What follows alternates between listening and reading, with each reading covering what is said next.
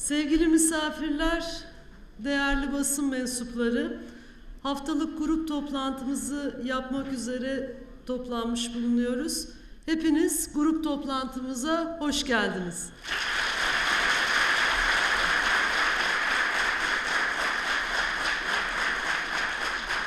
Bugün 10 Ocak Çalışan Gazeteciler Günü. Ne yazık ki bugün kutlanamıyor, gazeteciler özgürce çalışamıyorlar.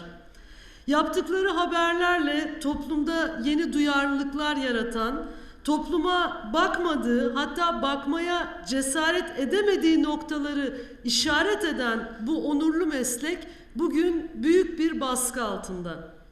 Geçtiğimiz yıl 1000'e yakın gazeteci yaptıkları haberler nedeniyle mahkemelerde ifade verdiler.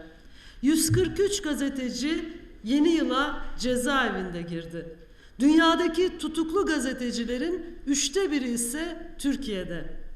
Bu veriler Türkiye'de gazetecilerin içinde bulunduğu vahim durumu özetlemeye yeterli. Gazeteciler üzerinde görünür bir siyasi baskı var ve iktidar bu baskıyı tutuklama, yayın kuruluşlarını kapatma, işsiz bırakma gibi antidemokratik yöntemlerle uyguluyor. Bugün birçok simge isim, bu ülkenin en iyi habercileri, gazetecileri, yazarları cezaevlerinde. Halkların Demokratik Partisi olarak bizler bu onurlu mesleğin mensuplarıyla daima dayanışma içinde olacağımızı ifade ediyoruz.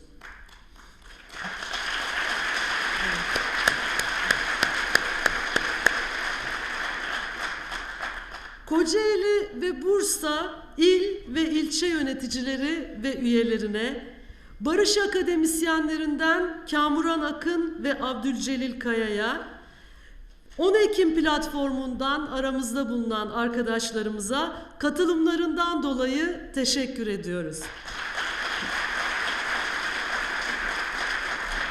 Bugün meclise indireceğimiz araştırma önergemizde zaten ihraç edilen akademisyenlerle ilgili olacak. Bursa'da 5 ilçe eş başkanımız ve çok sayıda yöneticimiz gözaltında.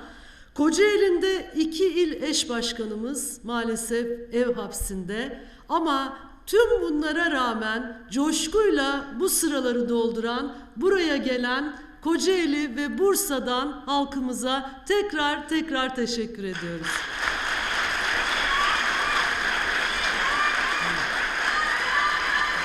Evet.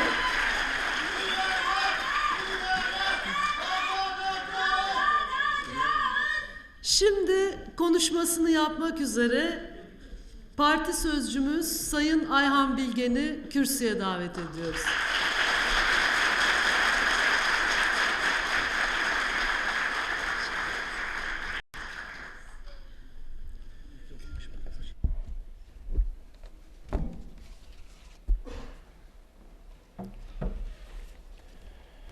Değerli arkadaşlar, ben de hepinizi selamlıyorum.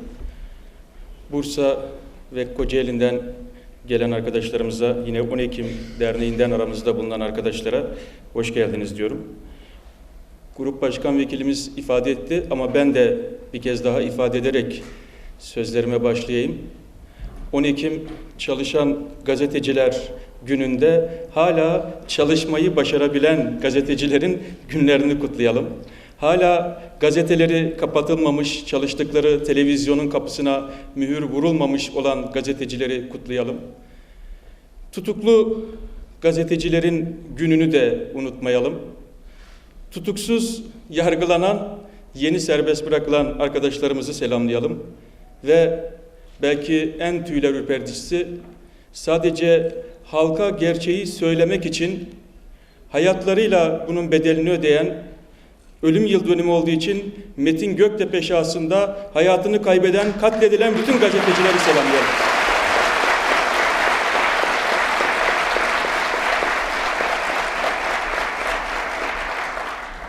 Değerli arkadaşlar, bugün bir yıl dönümü daha, 9 Ocak. 9 Ocak'ın üzerinden Paris'te 3 kadın siyasetçinin katledilişinin üzerinden de yıllar geçti. Ortada devletin resmi evrakları dolaşıyor ama ne Fransa hükümetinden ne Türkiye Cumhuriyeti hükümetinden bu konuyla ilgili ciddi hiçbir açıklama, ciddi hiçbir yaklaşım, tutum sergilenmedi. Değerli arkadaşlar, yine haftalık gündeme dair söyleyeceğimiz sözler var. Bunları paylaşacağız ama önce isterseniz dün gece yarısında oynanan oyunla ilgili, şovla ilgili kısa değerlendirmeler yaparak söze başlayalım. Değerli arkadaşlar, dün aslında Türkiye tarihinin çok önemli dönüm noktalarından birisini daha ciddiyetsizce, hukuka aykırı, tam bir şov ve meydan okuma havası içerisinde bu çatı, bu parlamento yaşamak zorunda kaldı. Değerli arkadaşlar, elbette birileri meclisin kapısında son derece haklı olarak kendi gelecekleriyle ilgili, bu ülkenin gelecekleri, bu ülkede yaşayanların, çocuklarımızın gelecekleriyle ilgili sözlerini söyleyebilmek için meclisin kapısına geldiler. Emek, demokrasi güçleri tepkilerini, beklentilerini yaşadıkları ülkedeki parlamenterlere, parlamentoya duyurmak için bir basın açıklaması yapmak için meclis önünde buluşmaya çalıştılar. Ama 15 Temmuz'dan beri neredeyse yurt dışından gelen, yurt içinde gezen, kim varsa herkesi parlamentoya buyur eden ve burayı gezdirmeyi büyük bir zevk olarak addedenler dün anayasa gibi son derece kritik bir konuda sendikaların, baroların tavırlarını, tepkilerini demokratik biçimde parlamentoya duyurmak için meclis kapısı önünde buluşmalarına izin vermediler. Gazla, saldırıyla, milletvekili bile olsalar süpürün, uzaklaştırın talimatlarıyla meclisten uzaklaştırıldılar. Değerli arkadaşlar, aslında sadece dün sabah saatlerinde öğleye doğru meclisin kapısında yaşanan bu arbede, bu tablo, bu çatının altında oynanan oyunu ifade etmeye, göstermeye tek başına yeter. Eğer halktan bir şey kaçırmıyorsanız, halk için anayasa yapıyorsanız, bu yeni paketiniz halka istikrar, huzur, barış getirecekse, sendikaların bırakın hak olmayı, görev olarak tam da topluma karşı bir sorumluluk olarak gelip meclisin önünde seslerini duyurmaya çalışmalarından niye korkuyorsunuz? Buna bu kadar sert tepki göstermenizin nasıl bir anlamı, nasıl bir izahı olabilir? Ama tam da aslında dün sergiledikleri tavır, önümüzdeki 14-15 gün boyunca bu çatıda sergileyecekleri oyunun, tiyatronun sadece ilk gün reklam gösterimiydi değerli arkadaşlar. Nasıl başladıysa öyle götürmeye çalışacaklar. Eğer buradan kotarmayı başarırlarsa, yani 330'u bulurlarsa muhtemelen olağanüstü hal şartlarında yürütülecek bir kampanyada Kenan Evren'in bundan 30 yıl önce yaptığından farklı olmayacak. Değerli arkadaşlar, biz nerede nasıl duracağımıza, nasıl kendimiz karar veriyorsak, nasıl oy kullanacağımıza da halkımızın bizden talepleri, beklentileri, öncelikleri doğrultusunda ilkesel siyasetle karar veririz.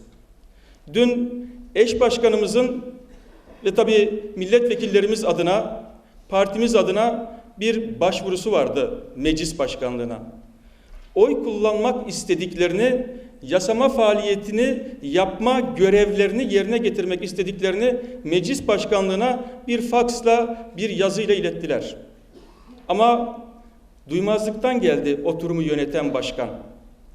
Daha utanç vericisi sadece oturumu yöneten başkan değil, partiler adına konuşan sözcüler, temsilciler de sanki bu ülkede 11 milletvekili cezaevinde değilmiş gibi, sanki onların yasama faaliyetlerine katılma hakkı yokmuş gibi, sanki böyle bir görevle toplum onları yetkilendirmemiş, görevlendirmemiş gibi duymazlıktan gelmeyi tercih ettiler.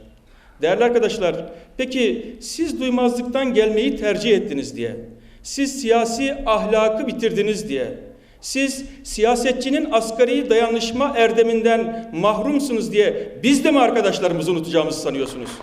Biz de mi onlar tutuklu değilmiş gibi davranacağız sanıyorsunuz? Dün milletvekillerinin o sözde gizli oylama sırasında isimleri okunurken grup başkan vekilimiz hani yoklamada el kaldırılır burada falan denilir. Arkadaşlarımız da cezaevinde diye seslendiler ama yine duymamayı tercih ettiler. Değerli arkadaşlar, elbette biz herkesin, her milletvekilinin ikna olmuşsa evet oyu vermesine de saygı duymak zorundayız. Sonuçta bir halk, bir toplum kesimi onları yetkilendirmiş, listelere nasıl girmişler, kimin lütfuyla milletvekili olmuşlar, hangi akçeli işlerden gelmişler onu bir tarafa bırakıyoruz. Ama sonuçta bu çatı altında bir şeyi temsil ediyorlarsa, verdikleri oyu gerçekten ikna olarak vermişlerse, gerçekten bu paketin ülkeyi daha demokratik kılacağına, daha barışa kavuşturacağına, istikrarlı hale getireceğine, huzurlu hale getireceğine inanarak evet vermişlerse söylenecek çok söz yok. Herkesin kendi tercihi, vatandaş nasıl verdiği oyun bedelini ödüyorsa, milletvekilleri de temsil ettikleri halka bunu yakıştırıyorlarsa, bunu kendilerine layık görüyorlarsa, oy kullanan kulübenin içerisine 3 milletvekili değerli arkadaşlar birlikte girip oy kullanmayı kendilerine yakıştırabiliyorlarsa bizim söyleyecek bir şeyimiz yok. Ama eğer birileri burada bu çatı altında milletvekillerinin iradesi üzerinde baskı kurarak bu işi kotarmayı marifet sanıyorsa, anayasa yapma sanıyorsa bunun böyle olmadığını da daha ilk günden görecekler. Nasıl Evren Anayasası oylandığı andan itibaren gayrimeşruluğu dolayısıyla hem içeriği hem oylanış biçimi itibariyle gayrimeşruluğu dolayısıyla tartışma konusu olduysa bu pakette ondan farklı bir meşruiyet düzeyine asla kavuşamayacaktır, asla ulaşamayacaktır. Değerli arkadaşlar, hani Uçurtmayı Vurmasınlar filminde biliyorsunuz kitaplarla ilgili bir korku sahnesi vardır. Kitapları yakmak üzere birisi görevlendirilir, gönderilir. Sonra da arkasından başka birisi gönderilir. Kitapların yakılıp yakılmadığına bakmak için. Sonra başka birisi daha gönderilir. Kitapların yakılıp yakılmadığına, bakılıp bakılmadığına bakmak için. AKP'li milletvekillerinin bu çatı altındaki konumları, pozisyonları ne yazık ki böyle değerli arkadaşlar. Yani evet oyu verdiklerinden emin olamadıkları için evet oyu verdiğini izlemek üzere kulübenin içerisine bir kişi daha. Sonra izleyenin de doğru izleyip izlemediğinden emin olmak için bir kişi daha. 1 metrekarede 3 milletvekili değerli arkadaşlar. İşte bu çatıda demokrasi yoğunluğu onun için bu kadar yüksek. Kulübeleri ters çevirmeyi hem diğer muhalefet partisi hem biz önerdik. Milletvekillerinin iş tüzüğe uygun biçimde isimleri okunarak tüzükte yazıldığı gibi, iş tüzükte yazıldığı gibi gelip oy kullanmaları gerektiğini biz de hatırlattık. Ama o arbede, o kargaşa tam da galiba onların istediği manzaraydı. Değerli arkadaşlar, evet oyu vermenin bir yolu vardır. Orada hangi şartlar, hangi koşullar altında olursa olsun girip eğer kabul yönündeki rengi tercih ederlerse bu evet oyu yerine sayılır. Ama hayır oyu vermenin 4 yolu vardır arkadaşlar. Dün gece bizi İşte gizli olarak evet oyu verdi bilmem ne kampanyasına, kirli pis propagandasına alet edemeyenler, dünkü tavrımızdan dolayı bu saldırıyı gerçekleştiremeyenler gece bize akıl öğretiyorlardı. Ama hayır oyu vermenin 4 yolu vardır arkadaşlar. Birisi girersiniz, red oyu verirsiniz, reddi tercih edersiniz. İkincisi yine girersiniz o kulübeye, zarfı bilerek geçersiz oyla sandığa atarsınız. Üçüncü bir seçenek boş oy verirsiniz. Dördüncü seçenek de biz bu tiyatroda, biz bu oyunda yokuz diye oy kullanmazsınız. Bunların hepsi hayırdır. İzin verin de nasıl bir hayır dediğimize de biz karar verelim değerli arkadaşlar. Çünkü biz sandığa giderken sizin kirli hesaplarınızın, kirli ilişkilerinizin, işte bilmem hangi milletvekiline ne kadar para aktarılmış, onun için evet oyu verecekmiş dedikodularınızın tarafı, parçası, aktörü, öznesi ya da nesnesi hiçbir şeyi değiliz. Biz hem milletvekillerinin iradesini önemsiyoruz, hem bu halk bizi buraya ne için gönderdiyse, neyle görevlendirdiyse onun gereğini yapmayı ilkeli siyasetin, tutarlı siyasetin bir gereği olarak görüyoruz. Değerli arkadaşlar, elbette Türkiye siyasetinin en büyük handikaplarından birisi tutarsızlıktır, çelişkidir. Şu çatı altındaki partilerin sadece birkaç konuyla ilgili, dış politika ve iç politikadaki birkaç konuyla ilgili yaklaşımlarının son 5 yıl içerisindeki seyrine bir bakın. 5 yıl önce başkanlığı asla konuşmayız, konuşturtmayız diyenler dün muhtemelen bir miktar fire vererek evet oyu kullandılar. AKP'nin milletvekili sayısından fazla kabul oyu çıktığına göre demek ki bir manevra yapmışlar. Bizi o zaman AKP ile iş tutmakla suçluyorlardı. Gizli işbirliği yapmak, gizli anlaşma yapmakla suçluyorlardı. Tam aynısını kendileri yaptılar. Değerli arkadaşlar, bir başka parti hükümet her sıkıştığında adeta resmi ideolojinin hassasiyetleri onlarda son derece diri olduğu için örneğin tezkere konusu söz konusu olduğunda Irak'a, Suriye'ye asker gönderme ya da bizim milletvekillerimizin tutuklanmasına neden olacak düzenleme, o darbe girişimi gerçekleştiğinde koşa koşa evet oyu verdiler. Anayasaya aykırı ama evet vereceğiz dediler. Değerli arkadaşlar, ister dış politikadaki konuları tartışalım, ister iç politikadaki konuları. Bu çatı altında ilkeli siyaset derdi olan, tutarlılık derdi olan, 5 yıl önce söylediğini 5 yıl sonra inkar etmeyen ve sözünün arkasında duran tek parti HDP'dir. Her şeye rağmen biz başkanlık konusunda da tek adam parti devleti anlayışı konusunda da 5 yıl önce ne söylediysek onun arkasındayız. Suriye'de 5 yıl önce neyi savunuyorduysak yine onu savunuyoruz. Irak'ta 5 yıl önce neyi görün, kabul edin diyorsak bugün onu görüyor, onun farkında olarak siyaset yapıyoruz. Değerli arkadaşlar, işte çözüm sürecinden anayasa konusuna kadar, dış politikadan demokratik anayasa konusuna kadar her konuda tutarlı olmanın, ilkeli olmanın, kararlı olmanın bedelini ödüyor arkadaşlarımız ve partimiz.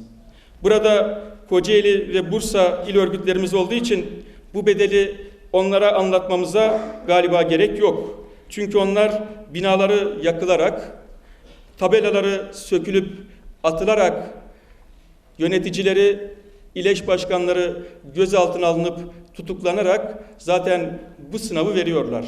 Ama nasıl onlara bunu reva görenler bu yanlışlarında ısrar ediyorlarsa siz de bu arkadaşlarımız da inandıkları değerlere sahip çıkarak binalarına, tabelalarına, her şeye ama değerlerine sahip çıkarak onlar da bu zulmü kendilerine reva görenlere gereken mesajı, gereken dersi veriyorlar.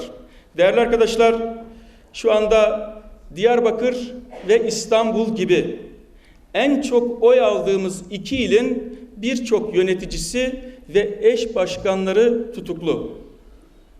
Geçen hafta farklı illeri saymıştım. Daha önceki haftaki grubumuzda da farklı illeri. Neredeyse her hafta buradan söyleyecek, paylaşacak yeni bir ilin yargılama hikayesiyle ilgili, yargılama oyunu ile ilgili paylaşacak şeyler var. Şu anda arkadaşlar 24 il eş başkanımız tutuklu. 62 ilçe eş başkanımız tutuklu. 11 milletvekilimiz, belediye başkanlarımız tutuklu. Binlerce siyasetçi, dava adamı, gönülleri tutuklu.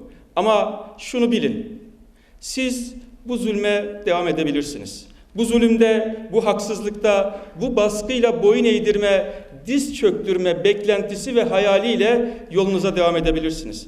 Ama dışarıda bir tek HDP'li kalsa bile size her şeyi kabus etmeye yetecek.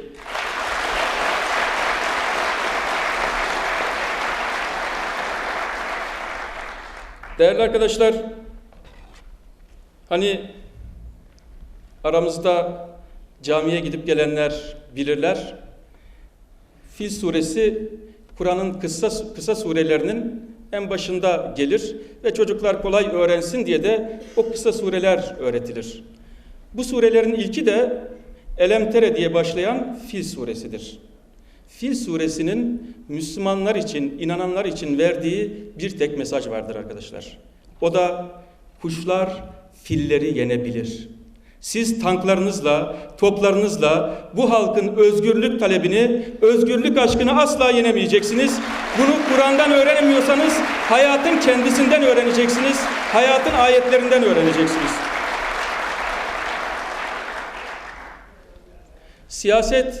Siyaset ne yazık ki güven ilişkilerinin dibe vurduğu ve toplumla seçilmişler arasındaki makasın gün geçtikçe açıldığı bir handikapı yaşıyor.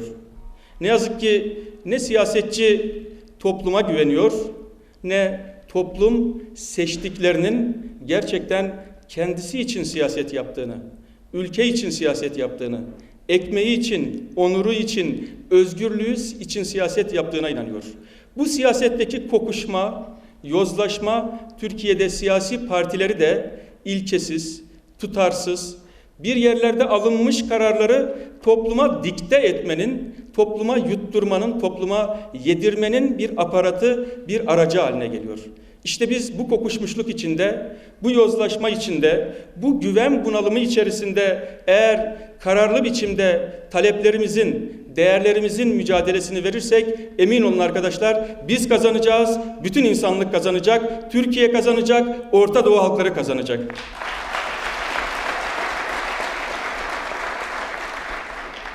Bu çatı altında sadece geçen hafta içerisinde arkadaşlar 2 ciddi usulsüzlük olmuştu dün geceki oylamaya kadar.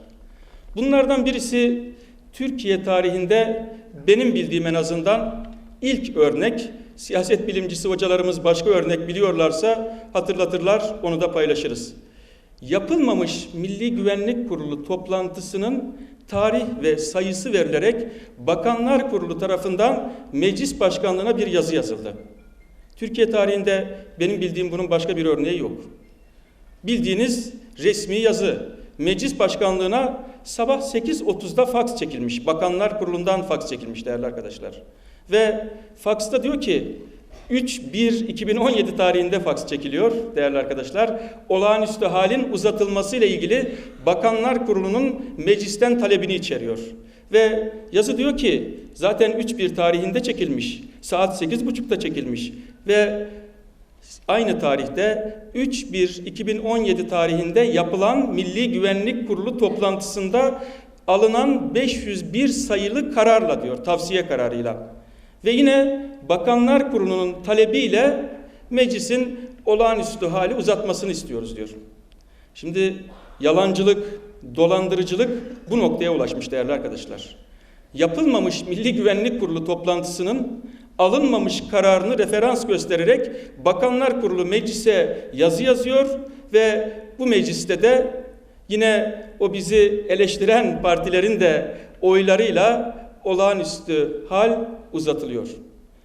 Başka bir hile, Cuma günü meclis kapanırken biliyorsunuz memleketinde bulunan milletvekillerinin yerine bu çatı altında oy kullanılmış. 6 tane milletvekili mecliste olmadıkları halde, hani öyle oy kullandı, çıktı, dışarıdaydı, odasındaydı, Ankara'da toplantıdaydı falan diyeceği bir durum yok. Memleketinde değerli arkadaşlar, A şehrinde, B şehrinde ama burada onun adına oy kullanılıyor. Şimdi bu bir kumpas değilse, yani biri yapmadıysa bunu, muhalefet partileri onların adına oy kullanmadılarsa vallahi bu sahtekarlığın, bu dolandırıcılığın bir hesabını vermek galiba siyasete olan güveni inşa etmek için olmazsa olmaz. Ama üstünü örtmeyi tercih ediyorlar. Ne olacak canım, bir şey olmaz diyorlar. Buna sahte oy bile denmez diye dün meclis başkan vekili durumu izah etmeye çalışıyor. Hadi kendinize izah ettiniz. Orada gündemi geçtiniz. Peki bunu halka nasıl anlatacaksınız? Tarih sizi nasıl yazacak? Sahte oy kullanan milletvekillerinin kanun kotarma, kanun yetiştirme çabası olarak yazacak. Olmayan Milli Güvenlik Kurulu toplantısını sahte bilgiyle meclisi yanıltarak buraya gönderen Bakanlar Kurulu hükümet olarak yazacak.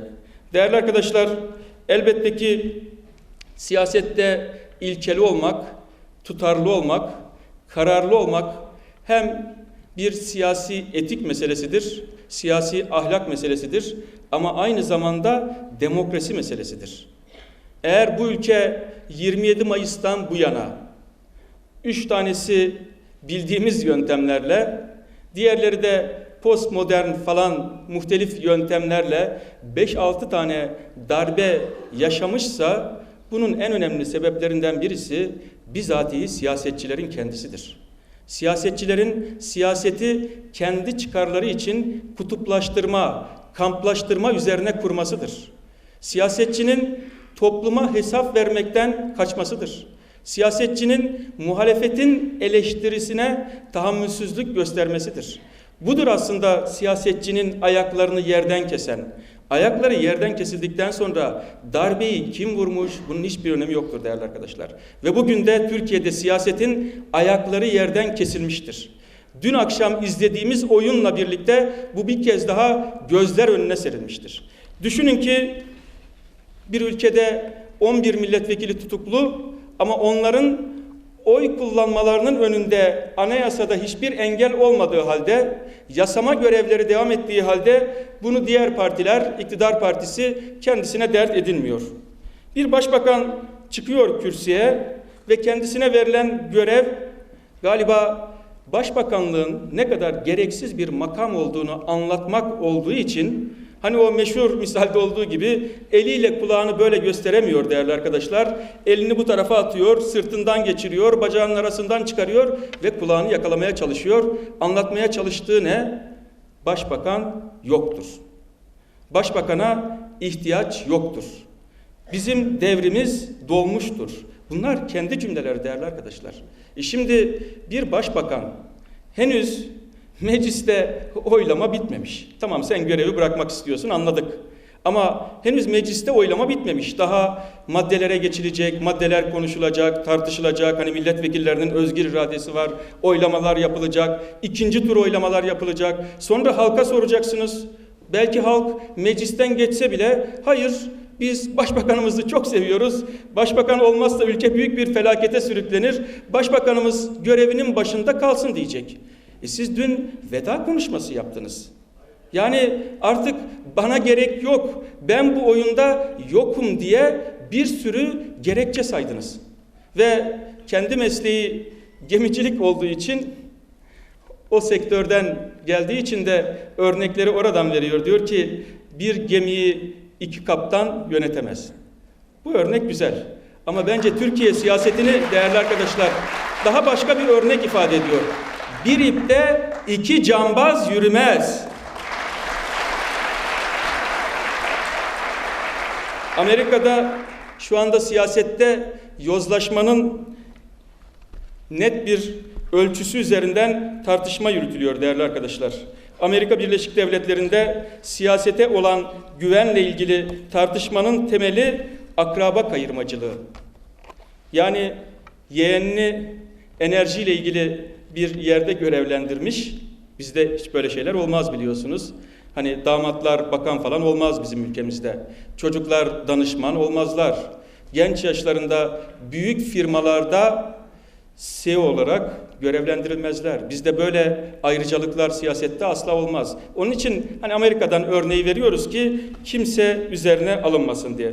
Değerli arkadaşlar, bu yozlaşma içerisinde, bu kirlenme içerisinde, siyasetteki bu kokuşma içerisinde ne yazık ki ifade ediyorum, ne yazık ki parlamentoda milletvekilleri de hem bu durumun sorumlusu olarak hem de payına düşeni, nasibine düşeni almış olarak adeta meşruiyetini yitirme noktasına gelmiştir. Dün gece oylaması yapılan şey bu meclisin feshedilmesidir. Meclisin denetim işlevini yapmamasıdır. Meclisin adeta partili cumhurbaşkanı tarafından dizayn edilmesi, tasarlanması, listelerinin hazırlanması, eğer yürüttüğü çalışmalar Cumhurbaşkanı'nı rahatsız ederse de meclisin feshedilebilmesinin yetkilerinin tek adama verilmesidir. Bu tablodan, bu fotoğraftan demokrasi adına ezilenler, sömürülenler, ayrımcılığa uğrayanlar, demokrasi talebi olanlar, barış talebi olanlar adına çıkacak hiçbir şey yoktur. Ama ülke yararına da hiçbir şey yoktur değerli arkadaşlar. Bakın, Türkiye dış politikasında son bir hafta içerisinde söylenen sözleri alt alta yazdığınızda, çektirilen fotoğrafları yan yana koyduğunuzda aslında her gün başka bir kapıyı çalan ve dün kavga ettiğine bugün yalvaran, dün reddettiği benim kıratımda değilsin, benim dengim değilsin dediğinin kapısında el ovuşturan bir Türkiye fotoğrafıyla karşı karşıyayız.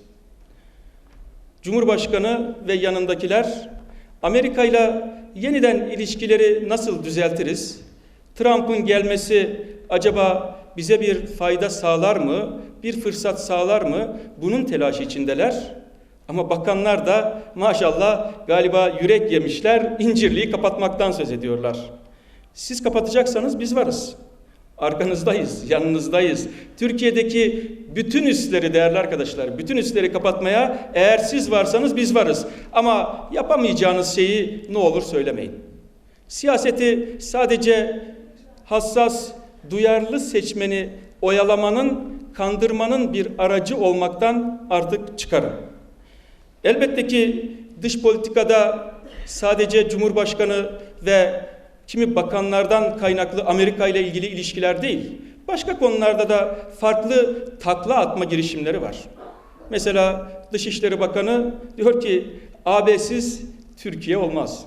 Şimdi bir ay önce AB bitmiştir, kaybeden siz olursunuz diyen şimdi AB'siz Türkiye olmaz diyor. Değerli arkadaşlar, Rusya ile ilişkiler de aynı, Orta Doğu ile ilişkiler de aynı.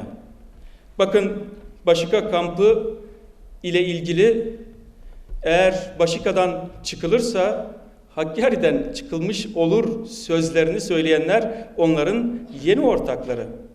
Ne haddinize Başika ile ilgili söz söylemek, orada olmak bizim görevimiz, hakkımız diyenler şimdi diyorlar ki müsait bir zamanda gideriz. Ama şimdi çok üzerimize gelmeyin. Biz uygun bir tarihte çaktırmadan pılıyı pırtıyı alır gideriz.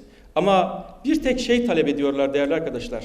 Bu manevralar için, bu geri adımlar için Irak'ta, Suriye'de, Avrupa ile ilişkilerde, Rusya ile ilişkilerde, Amerika ile ilişkilerde bir tek beklentileri var. Nedir o beklenti biliyor musunuz? O da Kürt anasını görmesin siyasetidir. Irak'taki Kürtler bir şey elde etmesinler.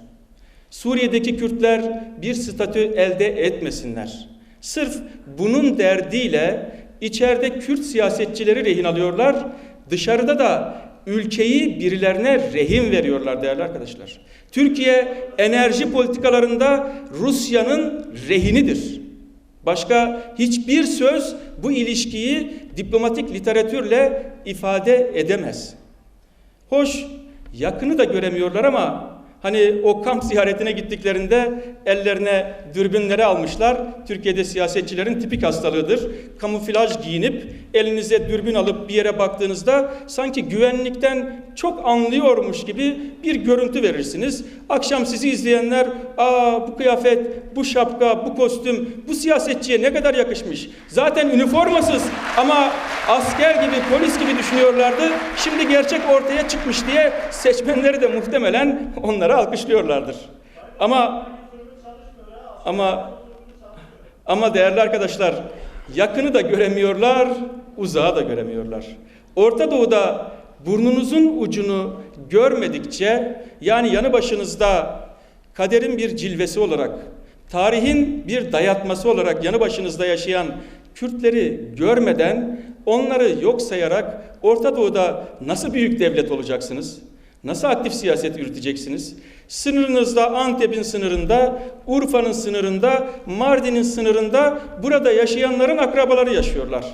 Ve siz onlar bir şey elde etmesin diye, kendi tabirinizle söylüyorum, hiç tevil etmeye kalkmayın.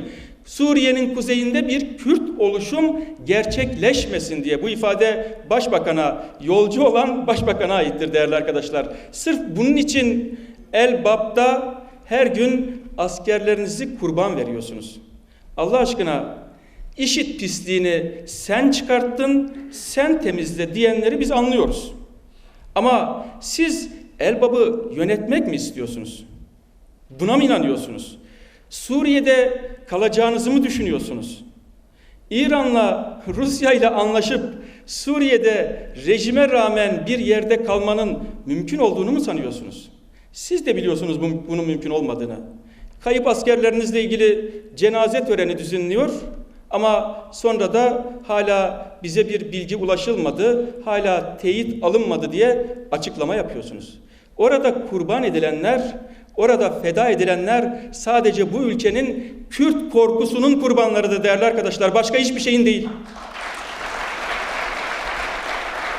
Daha kolay olanını nasıl Başbakanlık, Cumhurbaşkanlığı ilişkisinde hayata geçirmeyi, savunmayı bilmiyorlarsa dış politikada, komşularla ilişkide de bilmiyorlar, bilmek istemiyorlar. Başbakan burada konuşmasında diyor ki, iki başlılık olmaz, bütün yetkileri ben fedakarlık ediyorum, benim makam derdim yok, koltuk derdim yok, bütün yetkileri beyefendiye devrediyorum. Demek ki birinin makam koltuk derdi var, o yetkilerini devretmiyor. Bırakın yetki devretmeyi, hesap vermeye bile yanaşmak istemiyor. Ama bunun kolayı var değil mi? Siyaset biliminde bunun en kolay yolu değerli arkadaşlar, Kenan Evrense Cumhurbaşkanı'nın yetkilerini artıran, siz ne yaparsınız? Cumhurbaşkanı'nın yetkilerini sembolik düzeye indirirsiniz. Başbakan yürütmenin sorumlu kanadıdır. Parlamentodan seçilmiştir. Halktan oy almıştır. Kolayına gidersiniz.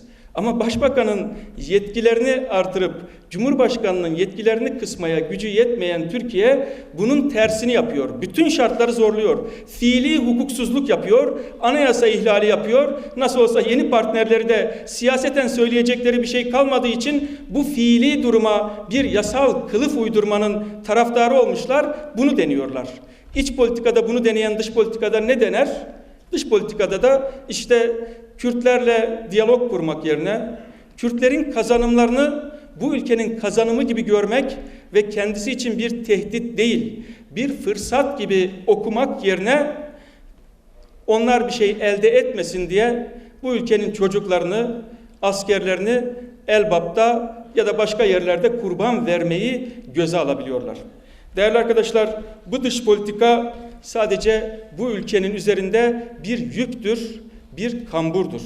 Bu iç politika, bu tek adam rejimi kurma, bu parti devleti inşa etme çabası artık bu toplumun daha fazla taşıyamayacağı bir yüktür, bir büyük felakettir, bir ciddi tehdittir. İster dış politikadaki uyarılarımızı, çağrılarımızı dikkate alın ve bu ülkenin Suriye politikasında bir üçüncü yolun mümkün olduğu uyarısıyla, ikazıyla bütün siyasetinizi yeniden gözden geçirin. İsterseniz eski yanlışlarınıza yeni yanlışlar katın. Başbakan yardımcısı diyor ki bu politika baştan beri yanlıştı. Kendisi neredeydi bilmiyorum. Politikayı belirleyen eğer kabine üyeleri değilse kimdi? Cumhurbaşkanı ise Cumhurbaşkanı görevinin başında. Bakanların büyük kısmı Davutoğlu döneminde de aynıydı. Birkaç değişenle birlikte şimdi de aynı. Peki o zaman bu yanlış politikayı 5 yıl boyunca dayatan kimdi? Eğer bir yanlış varsa bu yanlışın bir sorumlusu olmaz mı? Hadi faili meçhul insan hayatında bir şey ifade ediyor da devlet hayatında, siyasi hayatta, dış politikada faili meçhul olur mu değerli arkadaşlar?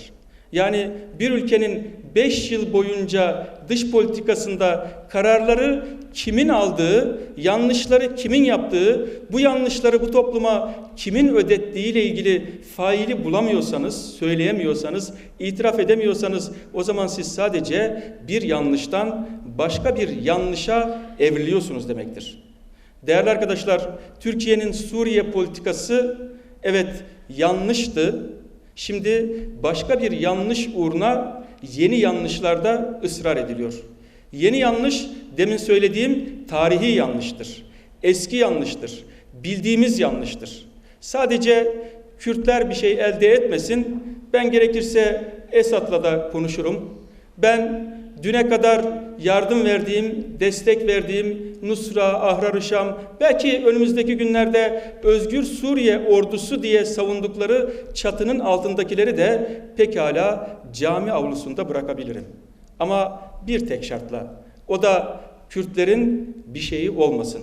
Kürtler bir şey elde etmesinler.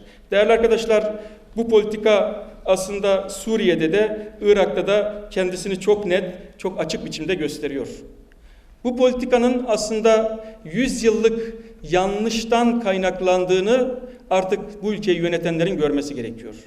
Ne 100 yıllık statüyü bu bölgeye, 100 yıllık statükoyu bu bölgedeki halklara dayatabilirsiniz, ne de bu toprakların yeni iç savaşlarla, yeni vesayet savaşlarıyla, yeni kaoslarla yeniden dizayn edilirken Kürtlerin sesini bastırabilirsiniz. Biz bu coğrafyada halkların birlikte yaşamasına inanıyoruz. Sünnilerin varlığını Şiiler için tehdit olarak görmüyoruz. Nusayrilerin varlığını dindarlar için, Müslümanlar için tehdit olarak görmüyoruz. Ermeninin varlığını Kürt için tehdit olarak görmüyoruz. Ama siz de artık Kürtlerin bu coğrafyada var olduğunu, var olmaya devam edeceğini ve bu topraklarda onurlu bir barış olacaksa Kürtlerle de barışarak gerçekleşeceğini içinize sindirin, hazmedin. Eğer yanlışta ısrar ederseniz ne yazık ki bedelini sadece Kürtler ödemeyecekler. Bu coğrafyadaki bütün halklar, Araplar, Farslar, Türkler de ödemeye devam edecekler. Değerli arkadaşlar, biraz önce ifade ettim, usulsüz bir olağanüstü hal kararnamesini getirebilmek için, olağanüstü hali uzatmak için sahte Milli Güvenlik Kurulu toplantısı bile dizayn ettiler dedim. Peki getirdikleri kararnamede ne vardı? Süremiz az, sadece birkaç tanesini sayayım. Kendi helvadan put yapıp sonra da onu yiyenler gibi kendilerinin büyük açılışlar yaptıkları, Kürtlere büyük lütuf gibi sundukları kazanımların bir bir geri alınması vardı. Ne vardı? Ağar döneminde bile kurulmuş kurumların, kuruluşların kapılarına kilit vurmak vardı. Yani Ağar'dan geriye düşmüş bir siyasi zihniyet var karşımızda. Kapatılan derneklerden birisi Roboski Derneği değerli arkadaşlar. 5 yıl önce 34 kişiyi, çoğu 14-15 yaşlarında, evlerine 50 lira götürebilmek için hayatlarını katır sırtında dağlarda geçiren 34 insan katledildi. Faili hala meçhul. Güçleri dernek kapatmaya yetiyor. Güçleri Diyarbakır'da kayyum atadıkları belediyenin ilk yaptığı icraatlardan birisi olarak Roboski anıtını sökmeye yetiyor. Yani o anıta bile tahammülleri yok. o anıttan bile korkuyorlar. Anıtın altında değerli arkadaşlar, hayatını kaybeden 34 kişinin isimleri var, isimleri söküyorlar. Bir Fransız felsefeci diyor ki, bir katliamı unutmak da katliam gibi bir şeydir. Kimseyi yargılamadınız, kimseyi görevden almadınız. Önce yarım ağız dediniz ki, o uçakları oraya gönderenler tıpkı Rus uçağını düşürenler gibi işte FETÖ'ydü falan. Sonra gereğini yapmadınız. Çünkü biliyorsunuz, sınır ötesi operasyonda sorumluluk hükümete aittir. Eğer Cumhurbaşkanını, hükümet üyelerini yargılatmazsanız Roboski aydınlanmayacak. Çünkü mesele sadece orada bir pilot meselesi değil. Mesele sınır ötesi operasyonun hükümetin izniyle, hükümetin verdiği yetkiyle gerçekleşmesidir. Değerli arkadaşlar, Kürt Enstitüsü kapatıldı. Kürt diline tahammüllerini gösteriyor. Demokrat Araplar Derneği kapatıldı. Suruç katliamı sonrasında yaralıların kurduğu 33 Düş Yolcusu Derneği kapatıldı. Cudi'de maden yağmasına karşı direnen Ekoloji Derneği kapatıldı. İşte sizin kanun hükmünde kararnamelerinizin bu ülkeye bıraktığı miras, bıraktığı eser budur. Yetmedi, Kürtçe oyunların sergilendiği tiyatrolar kapatıldı. Çocuklara Kürtçe öğretiliyor diye kreşler kapatıldı. Değerli arkadaşlar, bu tablo, bu fotoğraf aslında olağanüstü halin ne menen bir şey olduğunu, kanun hükmünde kararnamelerin neyi kapsadığını göstermeye yetiyor. Görevden alınan, akademiden ihraç edilen akademisyenler var son kararnamede değerli arkadaşlar. Sadece suçları barış demek. Barış dedikleri için cezalandırılmayı hak ediyorlar. Çünkü savaşın, sömürünün, yalanın, talanın egemen olduğu siyasette elbette barış demek, silahlar sussun demek, kan dökülmesin demek büyük bir suçtur ve akademisyenleri aklınız sıra ekmekle terbiye edeceğinizi düşünerek görevden ihraç ediyorsunuz. Tıpkı gazetecileri bununla terbiye edeceğinizi düşündüğünüz gibi. Tabii kararnamede başka ilginç şeyler var değerli arkadaşlar. Mesela trafik tescili ile ilgili düzenleme var. Yani trafik tescil işlemlerini bundan sonra vatandaşlar artık emniyette yapmak zorunda kalmayacaklar. Kendi mahallelerindeki noterde de yapabilecekler. Şimdi insan merak ediyor. Trafik tescili ile ilgili düzenlemenin darbeyle, terörle, mücadeleyle ne alakası var? Hiçbir alakası yok arkadaşlar. Bir tek alakası var. O da şu.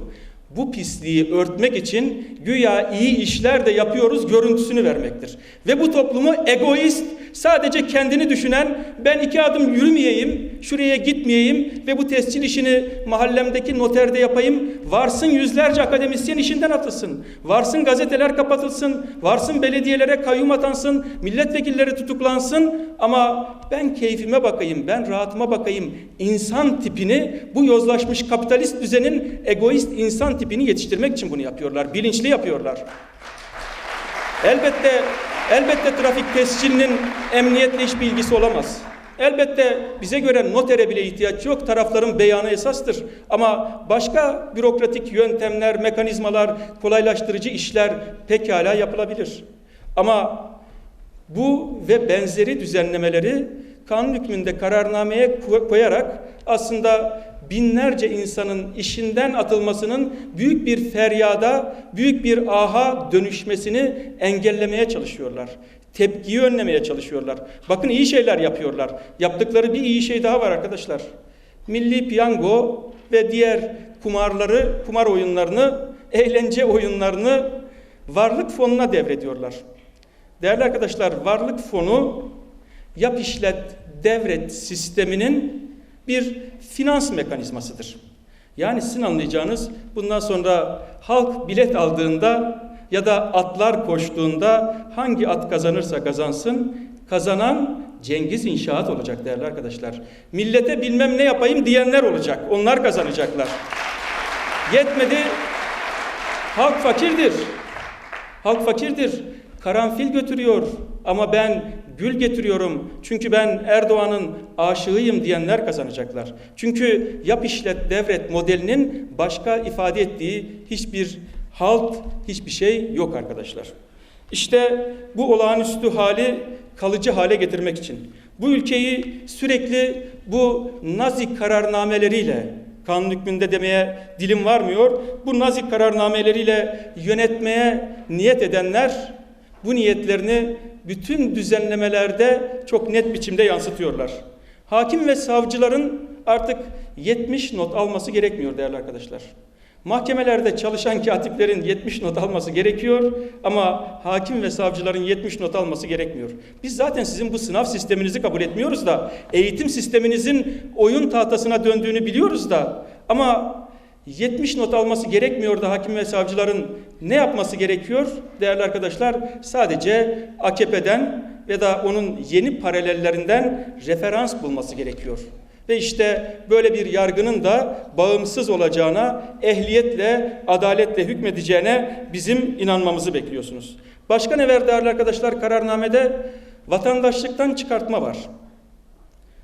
Vatandaşlık bir haktır değerli arkadaşlar. Vatandaşlık atılacak, satılacak bir şey değildir. Hani biliyorsunuz bunlar vatandaşlığı da pazara çıkartmış durumdalar. İşte şu kadar bu ülkeye girdi sağlarsanız size vatandaşlık veririz diyorlar. Ama kendi içinde muhaliflere de, eleştiren gazeteciye de ya da akademisyene de vatandaşlıktan çıkartma tehdidinde bulunuyorlar. Değerli arkadaşlar, bu meclisten geçirilmeye çalışılan paket tam da bu zihniyetin bir sürekli yönetime dönüşmesi girişimidir. Kalıcı bir olağanüstü hal devletine dönüştürme girişimidir. Ülkenin sürekli Cumhurbaşkanı'nın yayınlayacağı kararnamelerle keyfi biçimde yönetilme girişimidir. Biz dün genel kurulda bir şeye daha şahit olduk değerli arkadaşlar. Bu ülkenin Adalet Bakanı Bekir Bozdağ bu sistemi, bu yeni düzenlemeyi, sistem demek için bile aslında insanın dili varmıyor ama bu yeni oldu bittiği meclisten geçirmek için savunuyor, ne kadar iyi bir sistem olduğunu. Hızını alamadı değerli arkadaşlar, parti devleti de savunuyor. Parti devleti nasıl savunabilir? Türkiye tarihinde parti devletin bir tek örneği var. Milli Şef dönemi. Tek adam, tek parti dönemi.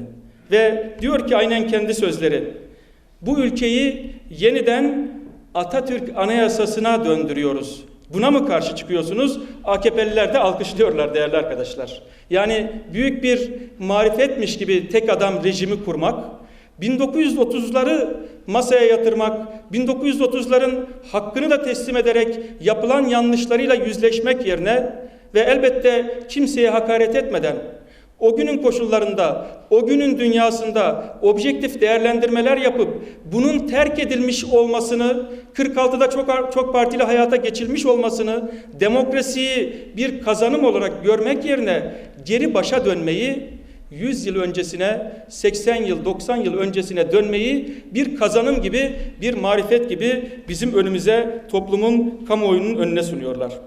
Değerli arkadaşlar, bunu yapmak zorundalar. Ve meclisten bunu geçirirken her türlü kirli ittifakı, karanlık işbirliğini yürütmek zorundalar. Çünkü çok yakında bu ülke muhtemelen ya yeni bir kaosla karşı karşıya kalacak ya da yeni bir mutabakat hükümeti kurulacak. O zaman bugün üzerinde baskı oluşturarak oylarını aldıkları milletvekillerine yol gözükecek. Tercih onların. Onlar bilirler. Hani Cemil Meriç'in güzel bir sözü var. Diyor ki sağcı solcu yoktur. Namuslu namussuz vardır. Bu ülkede de artık bundan sonra değerli arkadaşlar milliyetçi, muhafazakar, Alevi, Sünni, Kürt, Türk'ten önce namuslu namussuz vardır. Milletvekilleri ya onurlarıyla, namuslarıyla cesaret göstererek gerçekten inandıkları bir paketse gayet tabii saygı duyarız, evet verirler. Ya da onların korkaklığının, onların koltuk sevdasının, bir daha milletvekili olamam korkusunun, kaygısının bedelini bu ülke ödemek zorunda kalır. Değerli arkadaşlar, bizim tavrımız parlamentoda da nettir, sokakta da net olacaktır. Biz demokratik bir anayasa için hayır diyeceğiz. Biz kadın eşitliği, kadın özgürlüğü için hayır diyeceğiz. Biz emeğin keyfi biçimde gasp edilmemesi için hayır diyeceğiz. Biz bu ülkenin mal varlıkları talan edilmesin, yağmalanmasın diye hayır diyeceğiz. Ve bizim bu hayırlarımız ülkede inşallah büyük bir hayıra da vesile olacak. Ülke büyük bir şerden de kurtulacak. Ama önemli olan değerli arkadaşlar, bu ülkede yaşayanların kendi gelecekleriyle ilgili, kendi kaderleriyle ilgili seyirci olmamalıdır. Hani ana muhalefet lideri diyor ya, geçin televizyonlarınızın karşısına, izleyin bizi diyor. Hani bir adım daha ileri gitse diyecek ki çekirdeklerinizi alın, mısırlarınızı patlatın, izleyin parlamento ne güzel işler yapıyor. Biz ne kadar güzel konuşuyoruz, ne kadar güzel sözler söylüyoruz. Hayır değerli arkadaşlar, kurtuluş burada değildir. Kurtuluş izlemede değildir. Kurtuluş seyretmede değildir. Parti taraftarlığını futbol taraftarlığına çevirmekte değildir. Kurtuluş birlikte mücadele etmektedir. Yan yana gelmektedir. Haksızlığa uğrayan, dışlanan, işinden atılan, gazetesi kapatılan, üniversitesinden kovulan akademisyen kim olursa olsun onun yanında durmaktadır. Kurtuluş birlikte mücadele etmektedir. Biz sizi çekirdek çitlemeye, televizyon seyretmeye davet etmiyoruz. Biz sizi bu bedeli daha yoğun biçimde yaşayacağımız zor günlerde birlikte mücadele etmeye davet ediyoruz değerli arkadaşlar. Ve öyle inanıyoruz ki bu mücadeleyi bu ülkenin ezilenleri, sömürülenleri, ayrımcılığa, haksızlığa uğrayanları, ön yargılarını, korkularını bir tarafa bırakarak, geçmişin kavgalarına takılmayıp önümüzdeki günlere bakarak birlikte yürütürlerse bu topraklarda özgürlük de mümkündür, barış da, demokrasi de. Birlikte kazanacağız, mutlaka kazanacağız. Hepinizi selamlıyorum.